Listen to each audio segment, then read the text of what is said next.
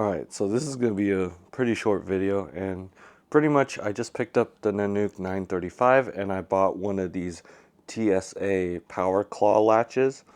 They're actually cheaper than the Pelican 1535 that I installed about a year or two ago. And these have TSA approved locks, so that TSA won't rip through your locks. So, which is pretty nice. So it's integrated into the claw, so it adds like another security mechanism. Harder for thieves to like pull open your case and like steal everything inside, so it's one extra added safety measure. So we're gonna see how this installs on this case, because I actually had a really hard time with the 1535 Pelican, and it looks like the Nanuk one is way easier. So let's get into it. So we'll start the process by opening the case and loosening the latch in its open position like that. And then we're gonna grab pliers and yank out the pin that's over here. Slide it out that way. We'll see how hard it is. It's gotta be easier than the Pelican, because the Pelican required a bunch of tools.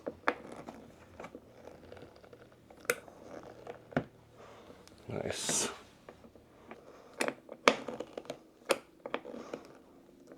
Let me yank out. Oh, there we go. Nice.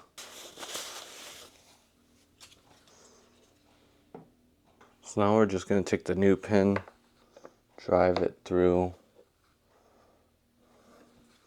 and then put the new claw. Gotta make sure it goes through the hole. There we go, like that, and then push into where you can't. And then we'll grab a hammer, slightly tap it in.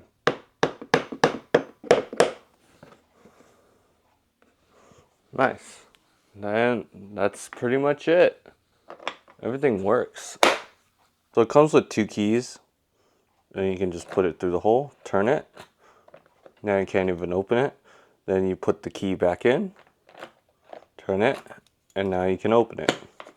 Pretty simple. So what are my overall thoughts? Well, for one, the latch is cheaper than the Pelican, which is a plus.